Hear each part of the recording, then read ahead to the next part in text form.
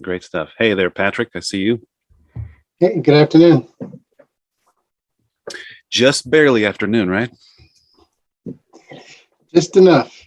Gotta skip lunch for this one. Skip lunch to talk about food, right? Exactly. Yeah, it's kind of a Gonna make me hungry. Yeah. Well, it's 12 and there's lots of people in here already, so I'm going to go ahead and start. My name is Nathaniel Sperger. I'm with the Women's Business Center, and we may have some other people from the center come on as well. We'll see. But we are here for you all. We'd like to do this kind of activity and provide resources and information. One of the best ways to communicate with us is through our one-on-one counseling. So keep that in mind. If you haven't already talked to us, which you may have already, I see some names that I can identify from previous sessions. So if you haven't, take advantage of the one-on-one session. It's a good way to talk about your business specifically and what you're dealing with, what you're trying to do. But yeah, we're going to talk about food today. We got Nan Wilkinson with us today, and she is a partner, and we're going to have her in our conference as well. Keep that in mind. We'll have even more food resources then. We've had a lot of requests and talked to a lot of people about food businesses. So we're trying to gather together resources that are specific to food businesses, whatever that food business is. There's a lot of variety and a lot of regulation intricacy. So hopefully we can give you some guidance as to where to go, who to ask for help, or who to call in your journey on a food business. We also have Patrick Rodriguez here from the SBA, and I'm going to give him a few minutes to talk about the SBA, their relationship with us, and what, one of the ways that they help as well in this process of small business. Thanks, Nathaniel. Appreciate it. My voice is a little bit rough this morning, so I apologize. So I'm Patrick. I work with the SBA. I cover the northeast part of the state, and I work with small business owners on access to capital, getting into the government procurement space, helping them with their certifications, women-owned, 8A, Hub Zone, veteran-owned. And also, one of the great things about being where I am is I'm also a connector, being able to help connect small businesses to lenders. North Carolina has a very robust lending community, and we have plenty of CDFIs, Certified Development Financial Institutions, which are nonprofit lenders throughout the state that support SBA lending. And we also have a couple of micro lenders too. So those are always good places to look for startups when you're thinking about a food-based business. We also have a portal on the SBA.gov domain called Lender Match, which does what it sounds like. You put in some information from your business and what your project is, use of proceeds, potential loan amount, and you hit submit, and it goes into a closed ecosystem of just SBA lenders who receive that information and then can reply back to you one-on-one to set up a call or some kind of video call or regular call. So it's a great way to reach a bunch of lenders at once. It's called Lender Match, and a lot of community advantage loans have come out of that portal. And also, as a local resource, I'm here for you as well. So if you ever need information on which lenders are doing loans to which type of businesses, full service, limited service restaurants, bars, other places, your drinking establishments, the breweries, distilleries, all those kind of, food-based and recreational type of places, let me know, and I can run a search or query on the SBA loan database and give you back the names of the lenders, the number of loans they did, and also the volume of loans they did. And I usually go back about 3 or 4 years to kind of capture pre-pandemic numbers, and also, the pandemic numbers that are kind of a little bit skewed. So be glad to help you all with that. research. And as I said, just please feel free to call. My information is on the sba.gov/NC landing page. So sba.gov/NC. You'll find all the local North Carolina resources on that SBA landing page. So glad to help and be of assistance. And thank you, Nathaniel, for letting me say a few words. I'm going to jump off. My voice is going to kill me if I don't. But again, just glad to have you guys, the Women's Business Center, as a partner and providing this great training today. Thank you so much, Patrick. We really appreciate it. And I will include Patrick's information and whatever else. If you want to put some stuff in the chat, go ahead, Patrick, and I'll include that in a post email as well. So you all have that. You'll also get whatever we talk about here with Nan. I'll give you her information and our information. I'll pack an email full of good stuff that you guys can check out post this presentation. So yeah, thank you so much, Patrick. And take advantage of that individualized resource is very different from just going to the SBA website and start to poke around in there. And if you reach out to us, we can send you to Patrick, or you reach out directly. It's a great way to get help that's specific to what you're trying to do. I'm going to go ahead and hand it over to Nan. Let her introduce herself. I usually let speakers introduce themselves. I met her not too long ago, but I've really liked what we've partnered with and the information that we've shared. And we're coming up with this information. We're going to do another one of these food conversations soon. So if you have anybody else that you want to invite or that you think would take advantage of this resource, go ahead and do that. And we can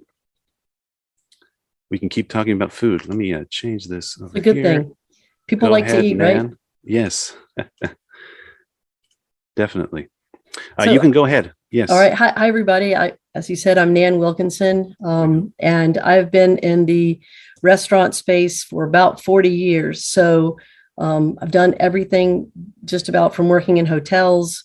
I've worked for James Beard Award-winning chefs. I've owned my own restaurant. I've had a bakery and deli. I did catering in Los Angeles. I've had a food truck. So kind of dabbled in just a little bit of everything. So I love this industry and I'm passionate about talking about it. So I'm really glad to be here and hopefully have a few things that I can share that might be helpful for others. But like Nathaniel said, I think we're going to put together more information because, when Nathaniel and I started talking about this, it actually can be overwhelming because there's so really many directions that you can go in the food service industry. So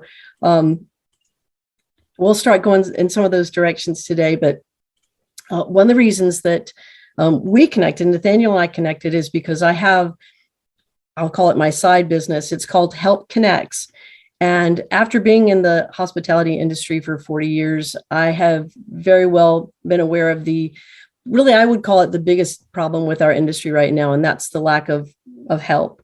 Pretty much it's bad over every industry since the pandemic, but our industry in particular has always struggled with, it can be a pretty transient job industry. That's kind of a cool thing. I know when I was younger, it was fun to be able to go job to job and place to place, and you can kind of go just about anywhere in the world and get a job in the food industry. But it becomes a real problem when people are jumping jobs every couple of weeks or so. So we've had issues. So I started this business where I'm connecting people with jobs, and it's a free platform, and it's just for the restaurant and hospitality industry. And I made it free because I know for the business owner how expensive it can be to continue to post jobs because, again, we continue to look for people. So it's an ongoing process. So I decided to set it up for free. And my big hope and dream is that not only do I have everybody on my platform, but that I help to create a culture in our industry where people want to come work again. And I think we've gotten away from that. I think that that's a big problem. I think that people on the outside see our industry as sort of like they don't take great care of their employees. They maybe don't pay well. So part of what I'm hoping to do is change that movement so that people see it as this creative, amazing place that it is. I'm hoping that people will start to be more hospitable to their own people that work in this industry. So that's how Nathaniel and I connected, because I reached out to him about this business that I have going now. And so that is also a resource for all of you who either are in the industry now or who are looking to get into the industry. Please know that that platform is available for you to post your job needs on there as well for the restaurant and hospitality industry. So we'll put the link to that. It's helpKNX, but we'll put that in the email. And I'm here to help any way I can as well. I know Nathaniel's going to pass on my information because, again, this is just such a big topic to touch on. And so everybody will probably have sort of individual questions about what they're specifically interested in working in. But one of the things Nathaniel and I said is maybe we can sort of look at what it's like to kind of start to finish a particular business. And I will try to do that. But before I go down that path, I'd like to say that I think it's really important for you to decide really what it is that you want to do, why you're getting into the food business. Is it because you've got an amazing salsa recipe? Is it because you love cooking and having that sort of excitement of being on a line and having your own restaurant and having people come in? Is it that you like to for people? Maybe you want to go into the catering aspect of things, or the baked goods, or whatever. So there's so many different avenues you can go down, and each one of those has different things that you'll need to be prepared for that, and different expenses involved. Obviously, having your own restaurant is going to be by far the most expensive, the scariest, very rewarding, however. But, if that's your passion, then I say go for it. Here in North Carolina, we're extremely lucky. We continue to get more people coming into our area.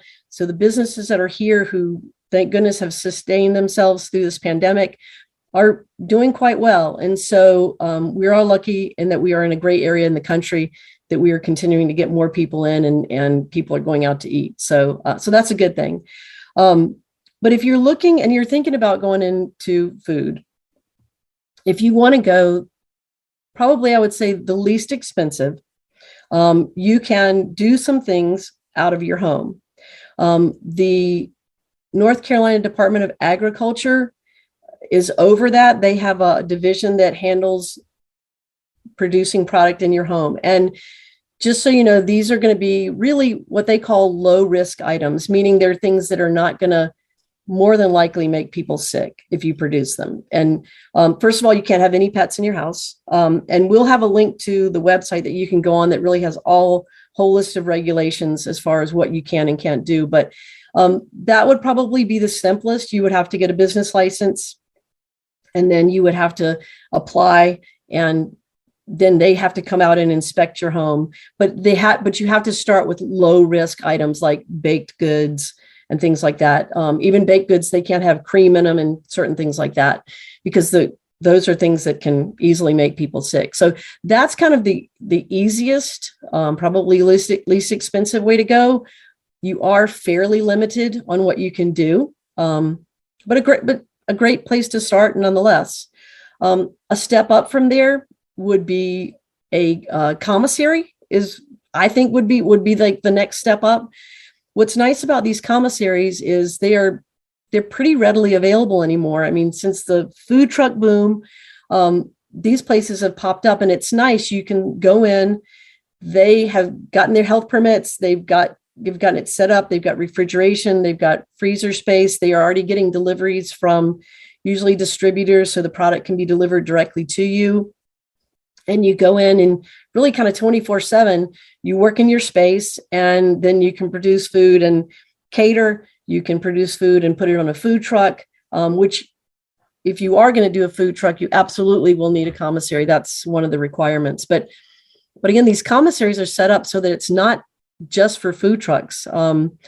I know people who work out of commissaries that have baked goods and who are caterers. And it's just a really nice way to get into food business without having to have your own brick and mortar place, which and even a food truck starts to become expensive. I've seen a lot of people get into these commissaries and start with catering or smaller food trucks.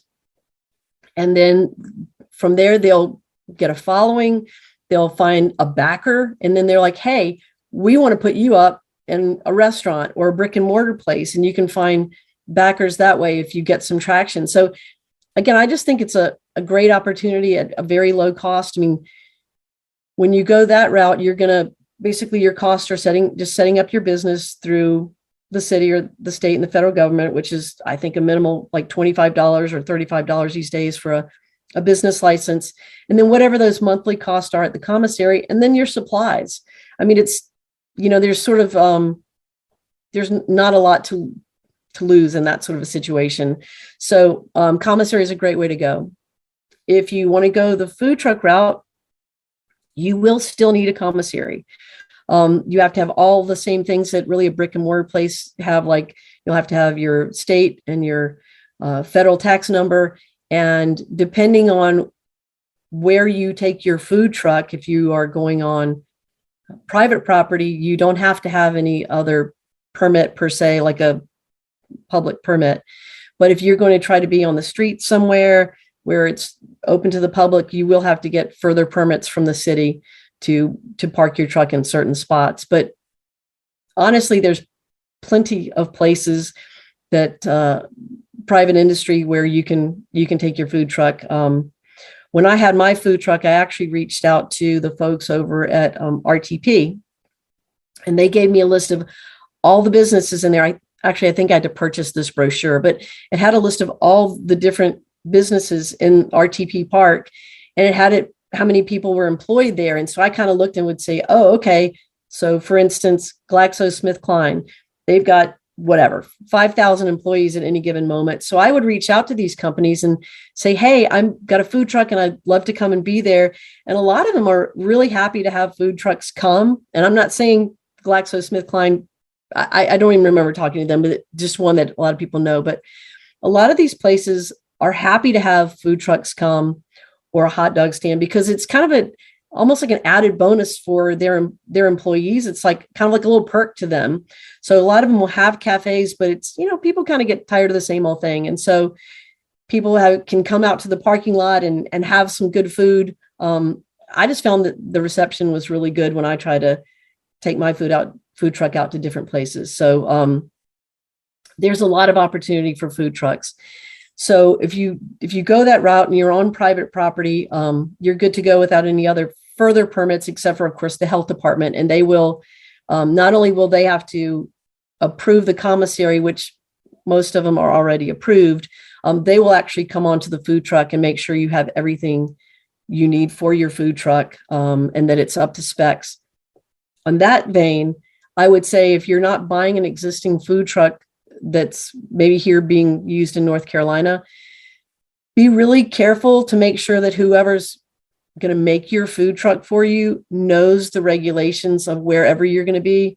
If you stay here in North Carolina, you'll definitely want to make sure that they know what those regulations, what those requirements are for the food truck here in North Carolina, and specifically what county you're planning to be in. And that will depend on where your commissary is. So if your commissary is in Durham, whether you decide to drive to Asheville or not, you're going to have to be under the Durham County Health Department. And you can access all that information on the website. So your food truck gets inspected. Trying to think if I should segue into this now. I want to jump in real quick while you're talking about food trucks, because you've already addressed some of the questions that are coming in the chat related to food trucks. But there's something I've heard about is a person buying a food truck. Maybe they got it used. It's kitted out, but what they're going to do with it doesn't necessarily fit the food truck and the permitting that's going to be required through the county, for example. Okay. So some county officials have said, check and see what you're going to sell and what the requirements are there before you start to look for a food truck or buy a food truck, for that matter, because you may end up spending more money down the line. So what is a good starting method for a food truck? Well, I'm glad you said that. So I was kind of thinking how I should segue. So menu, and kind of goes back to the very first thing. It really depends on what you want to do. I do think it's critical that you know at least the basis of what you want to create. And if you're going to do it in a food truck, it's really going to matter. You're going to need, it matters whether you need certain refrigeration or freezer or what type of cooking equipment. And like Nathaniel's saying, you don't want to buy a truck and then have to sit there and rip out equipment and have it outfitted for a totally different preparation. So that's really critical. I'll also say that if this is your first time getting into it, start small. Have your menu not be overwhelming. And this is, I would say this goes for really restaurant, whatever, and several reasons. One, because it's hard to find enough staff to produce a bunch of different kinds of stuff. It's going to be more costly because you're having to buy a lot more different products, and efficiency in just putting the food out, especially on a food truck. The space is tight. It's fun, but you just don't have a lot of space. So I would say kind of narrow down your menu so that you can produce food and produce it quickly and move people through the lines. So knowing what your menu is critical. And then once you do that, you can start looking at what equipment that you need. I can also tell you that right now since the pandemic, equipment has gone up a lot in cost, like everything else, as well as things are just not as available as they used to be. Some things like, I know ice machines was one of them. Not that you need ice machines on a food truck, but things like that. I mean, there's like 9, 10, 12-month lead times. So that's another thing that you want to do. As much preparation and knowledge that you can get before you go into this will really help you. And cost on things as well. I know all too often people will go, I want to make these 5 things. And they don't realize that the cost of things are going to continue to go up on certain things or down. And the big food service distributors can help you with some of that, or you can, go to Restaurant Depot and check out cost. But that's important to know. So the menu is critical, and for so many reasons. But again, I would say start small, because the other thing about starting small, even if it's just in your own head and on paper, is when you go to the health department and you say, I'm just going to make these 5 things. And I'm not trying to say not be honest to anybody about what you're doing, but if you start small and you take it and say, I'm doing these 5 things to start with on my truck, it's going to make them feel a lot better that, okay, they can do this in this sort of setting. If you've got this tremendous, huge, long menu and all these different products and ingredients, and I mean, it's just going to be almost impossible for them to go, yeah, all that will fit on this food truck easily. No big deal. I think that it'll just make it more difficult. And so it's a very good question. I think that keeping a menu small and knowing what you want to do ahead of time is critical for any of these various outlets. Does that kind of address that question? I think so. I mean, there's a lot of questions coming in, so I don't want to just go 2 questions only. I want to let you continue with, kind of your flow of where you're going. Okay. We'll take care of some of the questions later or during the, as they come and kind of fit in. But Okay. The food truck is a big one. So Okay. there's also some health department or health issue questions in here that may be interesting to touch about. Okay. Just the management of money sometimes there's 2 people in there or 1 person, and they're going to be doing everything. So what is the, if you want to touch on that really quickly, what is the guideline on how to do that? How do they make sure they're not touching money and then food and back and forth? Well, when I had my food truck, the person that took the money, like really that's all they did. They took, and then they would hand the bag of food to people. Like they didn't actually have anything. They didn't touch the food except for in the bag. And that's, I understand that sort of everybody kind of does everything, but I think you might be surprised. I mean, I guess if you've got to do it that way, the easiest thing, honestly, would be to not take cash. the other thing about not taking cash is, most everybody have a way to pay on their phone, credit card, whatever, without, PayPal, Venmo, whatever. And you can either the bank or you can use your iPad and just use, Square, and just to have the trend work that way. The other thing that's good about it, and again, I'm not saying that anybody's not trustworthy, but if you've got someone else handling the money that's not you, if you're not taking cash, again, one, you're not handling dirty money, and two, you have a way to keep it safe. It's less likely that even people will make mistakes and hand back the wrong change. And again, it's just a cleaner way to go. The other thing that's nice is then you can put the little tip thing on there, and if people want to leave tips, and instead of having that tip jar out. But anyway, that would be my recommendation, is have a way for people to pay other than cash. But gloves are going to be required. Gloves are expensive, but there are cheaper gloves. We call them, I know everybody's seen them. We call them Subway gloves. They're the really loose ones. They're the least expensive. I would probably let my cash handler put those on. And if they need to handle food, then they would, put those on and handle food, and then take them off and handle money, or vice versa. But gloves are a way to work around that. But again, that can get expensive. But I'll touch on one other thing about a food truck. As I mentioned, I've done all sorts of things in this industry, and I think a food truck is really cool. And I did a food truck for a while.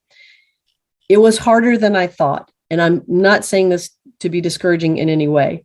And what I mean by that is, you think, okay, I've got this food truck, and you go out and people come up and you've got your menu and everything's kind of set and ready. But keep in mind that you've got to typically do prep at your commissary. You've got to figure out a way, if you're serving beverages, to get those cold, and those got to be taken on and off the truck.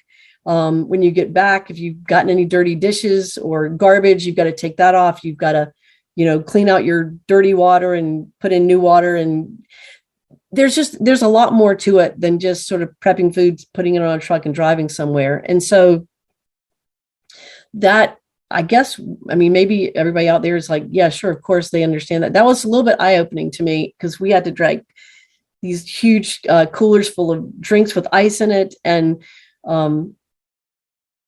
again, bringing the food on and off the truck. And but I will say there are some commissaries where you can leave your food on your truck, and when you get back, you can plug your truck in at the commissary, and everything stays running all night long and can stay on there and stay cool. I didn't have that.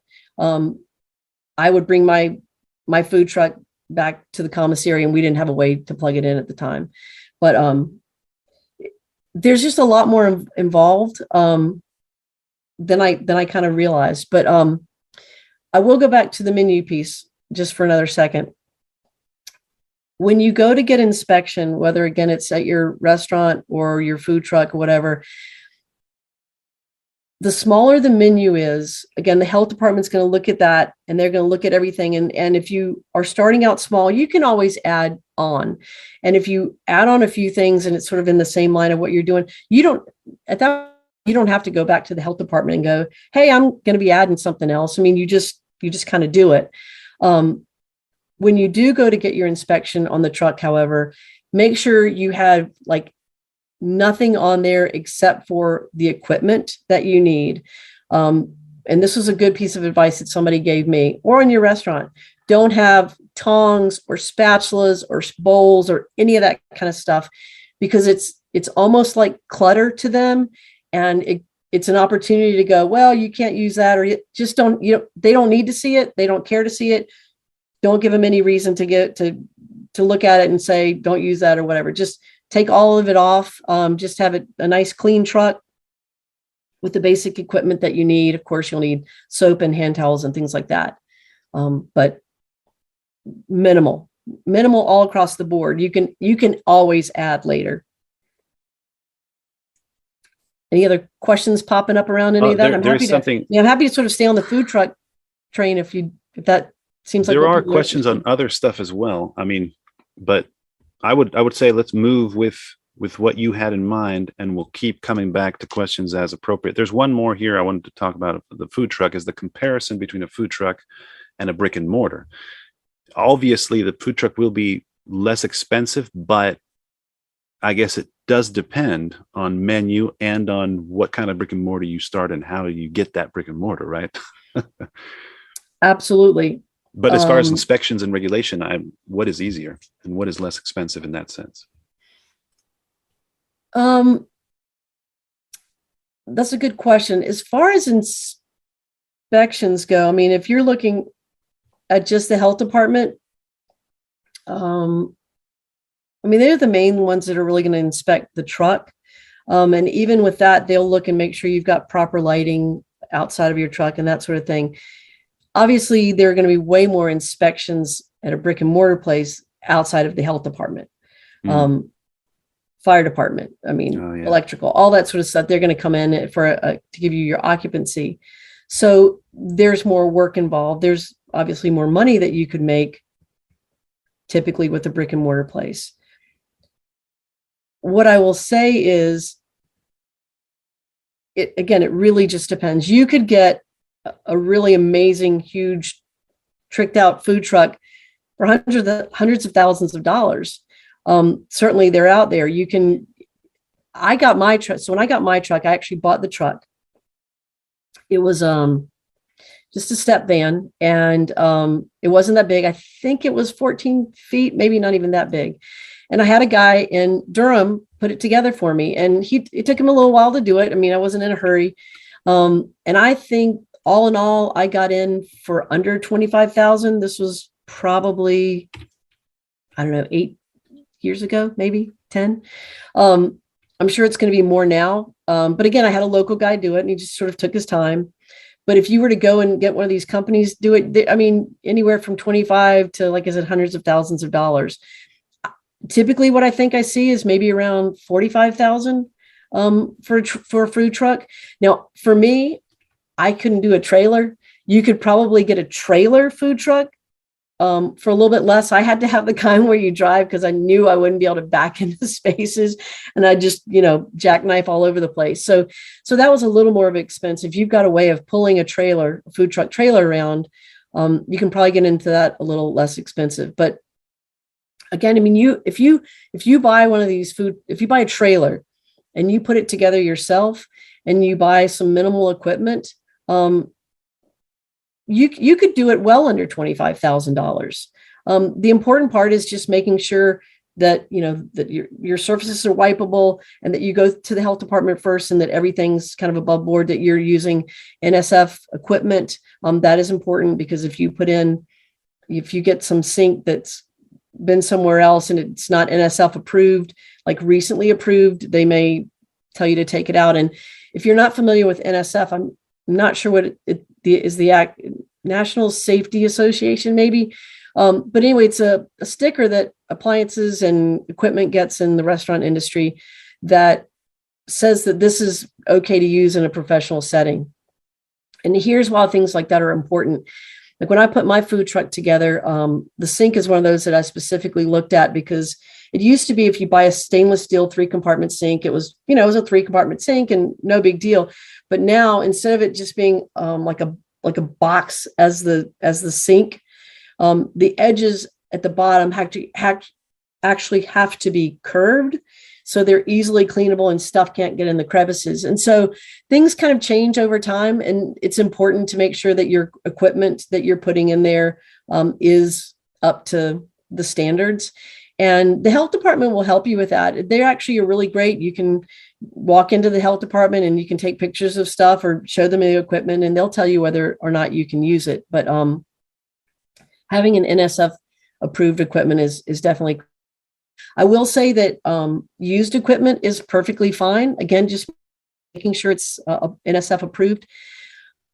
On refrigeration, my opinion, that you are probably better off buying new, unless you know where electrical equipment has come from, because you don't know if it's been abused or how it's been used or stored or any of that sort of stuff. Gas equipment is a lot more durable. There's a lot less that can go wrong with it. It's easier to fix. So if you're looking at, again, putting gas on your food truck or propane, those connections have to be right, by the way. Using propane and propane gas connectors have to be They're specific. But you want to make sure that the gas equipment at least was working before. And again, there's really not that much to go wrong with it that can't be fixed. But electrical is a little bit different. You can buy something, inexpensive, and then it goes out on you. There's, usually no warranty. So it might be better to try to go, if you can, buy new on the refrigeration.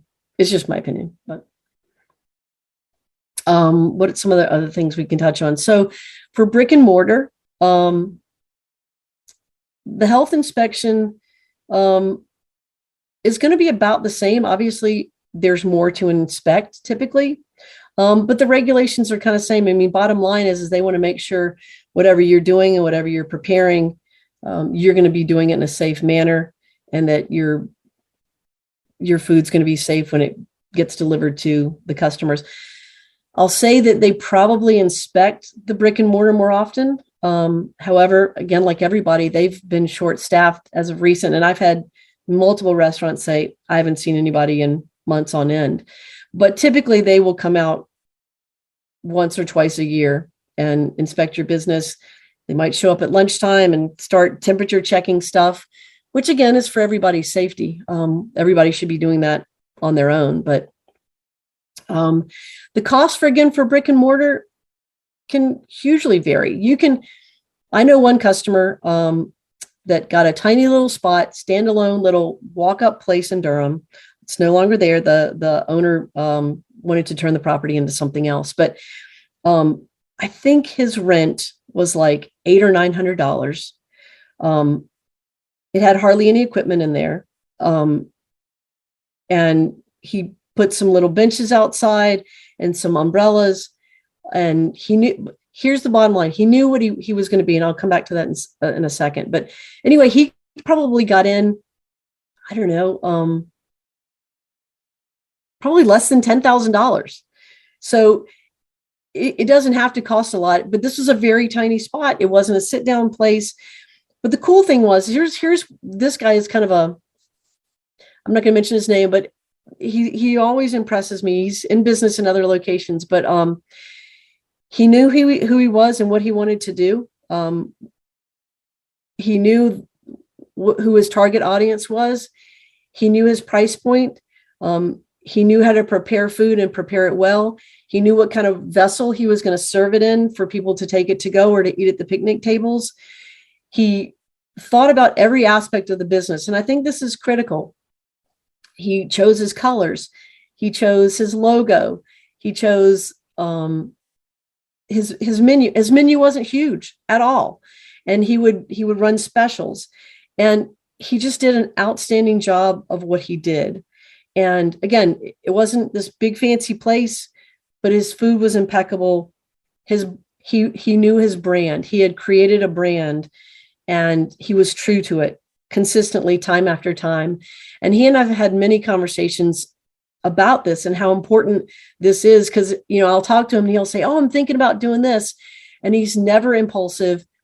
He always goes down all the way down that road to explore again the cost and what that will look like to add that item to his menu, and how it'll affect his staff as he does it. What'll happen to his other sales? Will he make more money or less money? I mean, everything about it. Like, how will it handle by the time people take it home? Will it still be as good? I mean, all these things that you should think about in order to sell food to the public. I mean, your brand really is just as important as all the rest of it, because as we all know, social media is huge.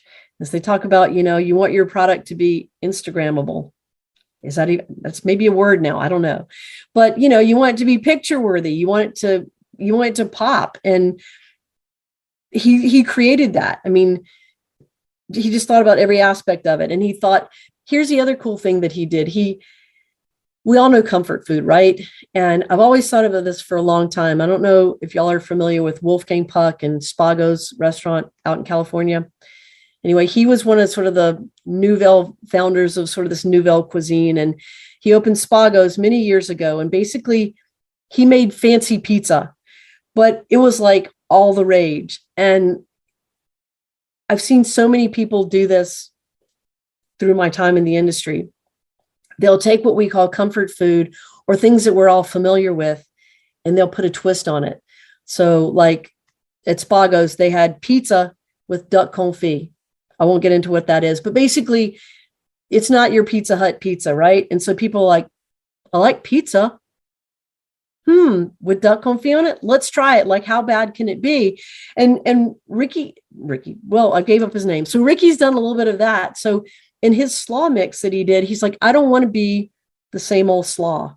I'm not going to have the same old coleslaw dressing, but it's still coleslaw. He calls it coleslaw, and he has his twist on it, and he has his own seasoning that goes on top of his dishes. And so he creates these signature pieces that people go, wow, I've got to go back there for that.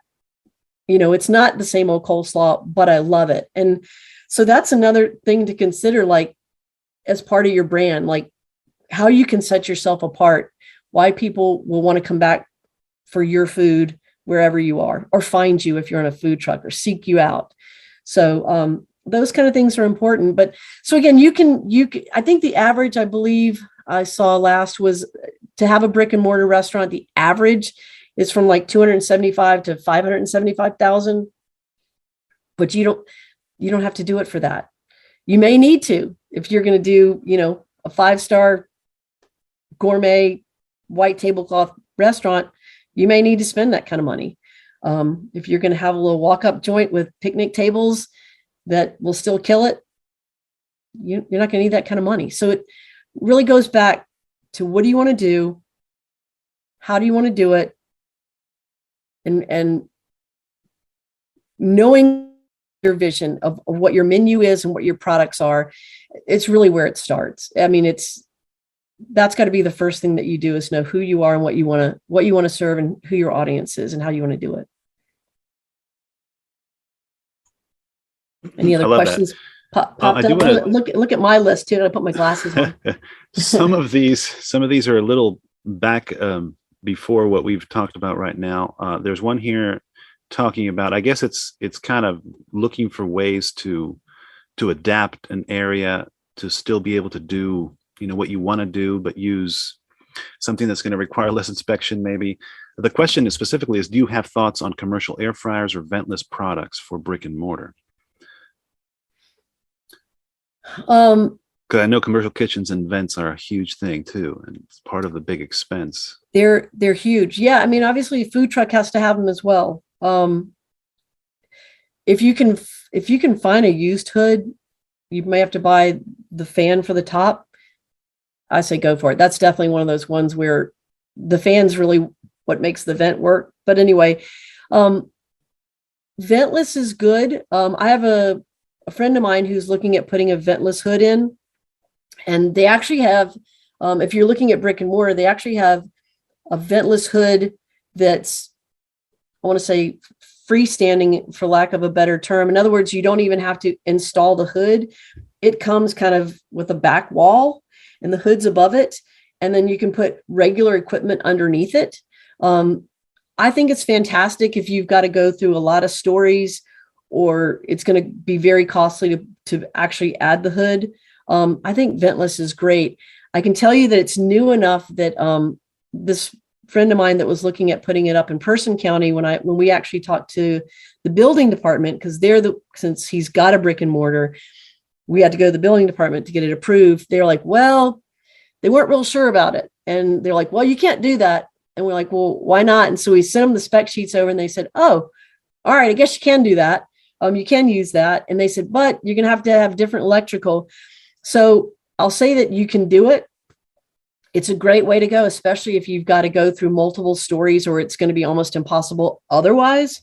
But it'll be a little bit of a fun challenge to kind of get the billing department and to understand it, because it's sort of new. But it's a fantastic way to go. Definitely. I mean, it's there are more and more on the market as well, so the prices are getting better. But you can get anything ventless. You can get a ventless flat top griddle. You can get a ventless fryer. You can get a ventless hood and put your equipment that needs to be vented underneath it. So absolutely. I mean, they're more expensive than the typical equipment. But again, if you've got to spend thousands and thousands of dollars to vent your regular hood, absolutely. It's a great way to go. What about the certified food manager certificate or serve safe? And what instances do you need to look for that? So it's interesting. So serve safe here in North Carolina, I think it's different state by state, but here in North Carolina, up until about 4 or 5 years ago, and don't quote me on that time, but it used to be if the health department came in and you had a serve safe certificate or someone had a serve safe certificate, you would get 2 points added to your health score. Now they will actually take 2 points off if not only does someone not have serve safe in the building, but if that person, let's just say there's a manager and they've got serve safe, but that manager's not on property, they work tonight and they're here during the day, you still will lose 2 points. They will actually deduct 2 points from your health score. So if you were going to get 100 and no one there has serve safe, it'll cost you 2 points. And I think it's a big deal. I think that it's not very expensive to do. There's tons of places, and we can get some links for those too, of people that do serve safe all around the state. I don't know the cost, $100 to $150. I think some of them do it over the weekend. Some of them do it over the course of a couple of days. Some of them do it in a day. You can have it. I think you can take the class and have a proxy done through a website as well. So like you just take it online. I definitely think it's well worth it to do that. I think that it's great information to know. And I wouldn't think you want to lose those 2 points when the health department comes in to do their inspection. So serve safe is definitely important. What about the commercial, sorry, I forgot what it's called. The certificate of a food manager certificate or a person in your restaurant that has, or I guess in brick and mortars is necessary to have a food manager, a certified food manager. Is that, you know what? I'm not as familiar with that. I'll have to do a little digging on that one. I'm not familiar with that one, unfortunately. I don't think it's a requirement. Again, serve safe's not a requirement, but you'll lose points for it. So I'll have to do a little digging on that. Oh, I will do a little plug here. So Unilever, excuse me, which is a huge company that does a lot of products for food service, they have what they call a movement to help the culture in our industry. And it's called Fair Kitchens. And they teamed up with the Culinary Institute of America in Hyde Park, New York. And they actually have they call it a chef leadership training class that's completely free. It's online. It's really cool. It's not food focused, but it's more on management. You mentioned management there. I highly recommend taking a look at it. We can put that link on there. You can go to my website and it's on the landing page. It's 7 modules, and it talks about culture and inclusion and how to be a good manager. And honestly, I think everybody could take it, and it doesn't just have to be kitchen people or chefs. To me, it's about how to be to create a good team. And that's important. Again, whether you've got a food truck or a brick and mortar place, like being a great team is important. And that's the only way we're going to start to get more people to be attracted to our industry is a better culture. So I highly recommend taking a look at that. If you take the 7 modules, at the end of it, there's a little test, let's say, or assessment, they call it. And at the end, if you pass the assessment, you actually get a certificate from the Culinary Institute of America saying that you've taken this training. So again, free. I think it's pretty cool. So always good to take advantage of free training, information, resources. Definitely. Absolutely. So what about, there was a question way up in the beginning related to a very, very small business. So let's say somebody's selling a food product at events, right? Mm-hmm. Just one thing. I don't know if, I think in some instances, if you can cook it at home, it has to be, like you said, it has to be, it can't be perishable. You can't have pets in your house. And right. I think you have to make a certain amount of money a year or less to be able to do that too. And if you're doing it at retail, what is the what do you have to think about when it's a very small business, you're just selling at events, fairs, a market or something, and maybe it's just one product? I mean, what is other than having a business and protecting yourself, what should you think about and the food side, and should you ask for permission from somebody? Right. Well, so first of all, I'd say definitely set your company up as a LLC. And what that does is instead of a sole proprietorship, that sort of puts the liability. I would definitely get some liability insurance, even if it's not just a little bit, so that, again, if anything happens, heaven forbid, you're covered. I will also say that, again, working out of your home, as Nathaniel has said, is a great way to go for that. But if you're going to do things that are going to be sold for resale, then I'm pretty sure that the FDA is going to start to get involved, and you're going to need to have specific labeling. And there's a link I've got that we can send you of what they're looking for as far as an ingredient list and all that sort of stuff. So that becomes a little more involved. But the good thing there is there are a lot of like co-packing places that will, if you can go to them and you can say, I want you to use this jar or this packaging, and I want you to package, here's my recipe, and this is what I want you to package for me or make for me. Again, we take salsa. This is my recipe. They will do that for you. They know how to make sure that the pH is right, so that when things are canned or jarred, whether it's a sauce or salsa or anything else, that it's going to last a long time, and it's done in an environment that is, they've been licensed. And so I highly recommend, if you're really going to go down that road, to possibly consider that.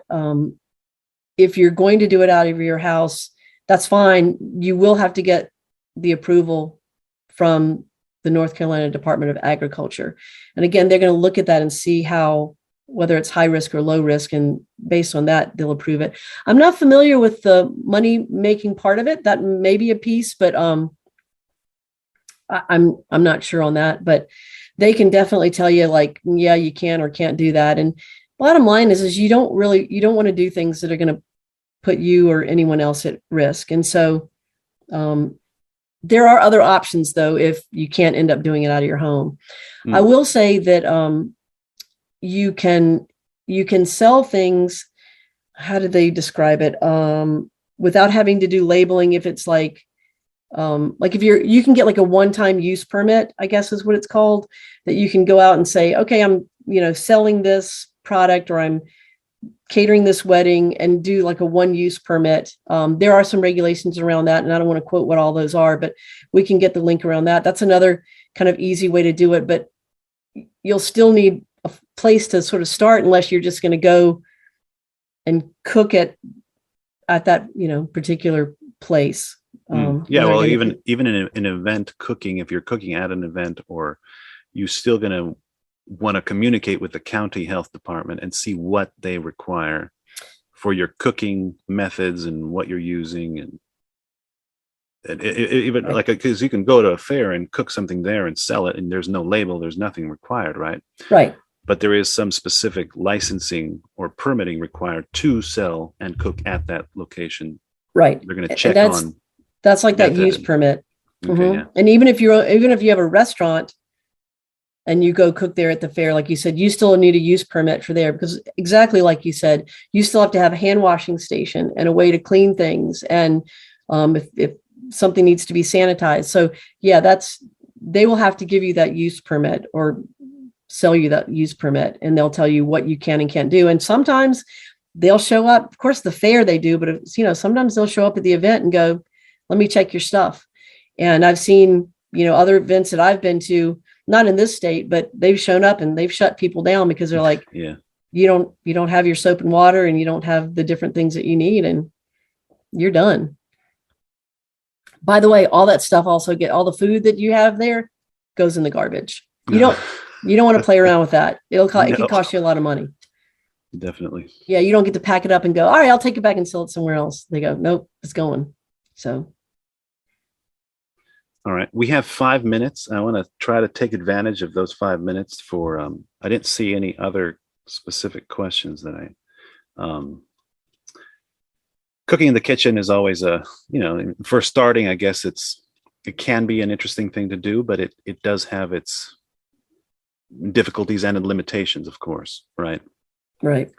And one of the questions and one of the things that we constantly bump up against is funding a small, either a cafe, restaurant, or even a food truck.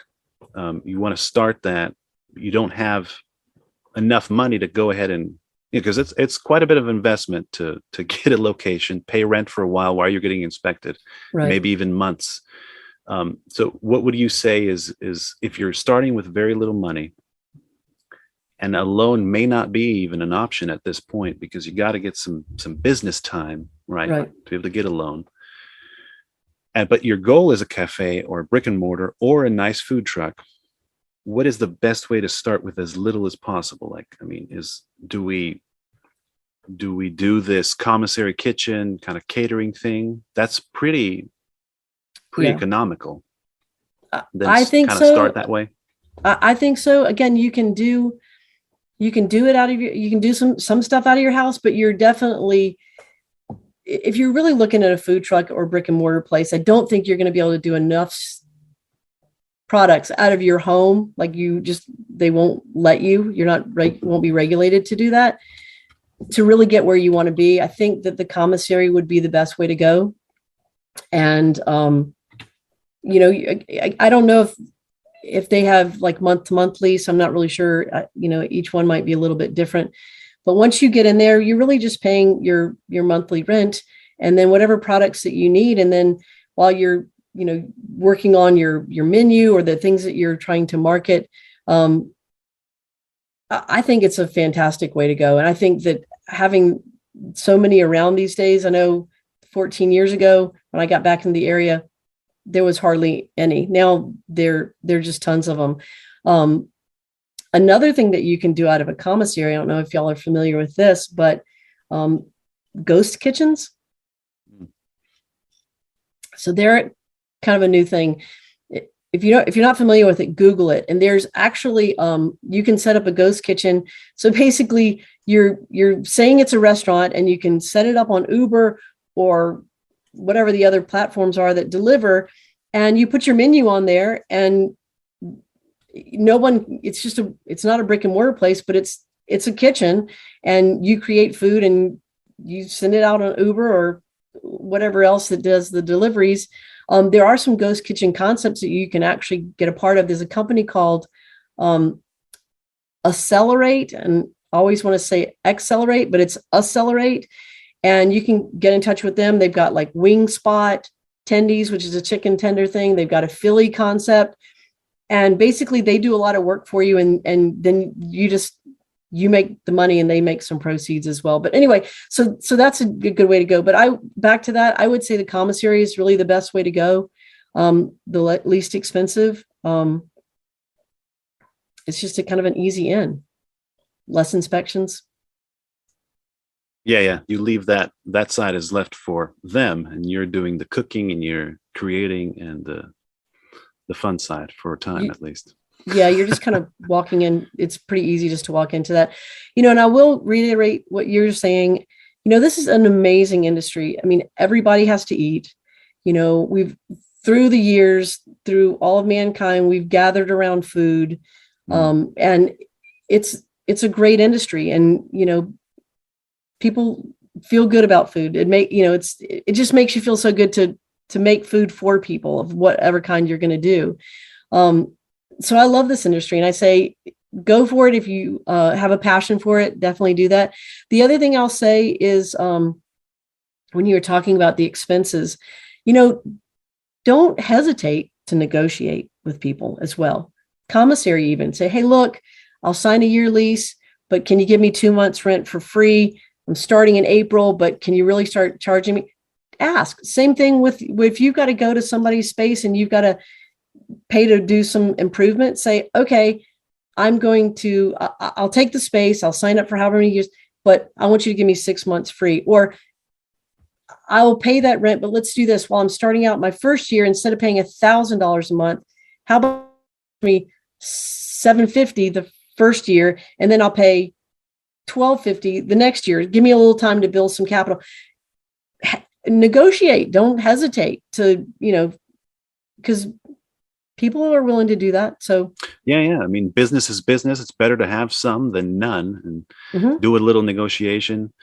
I mean, if you give them contracts, create some relationships, network, definitely. Absolutely. Yeah. Well, I don't want to keep anybody here longer than 1. I already see people dropping off. Lunch break is over. Thank you all for letting me be a part of this. No. Thank you so much, Nan.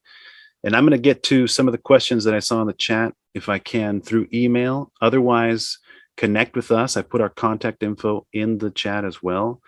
Connect with Nan. Check her website out. It's helpKNX.com.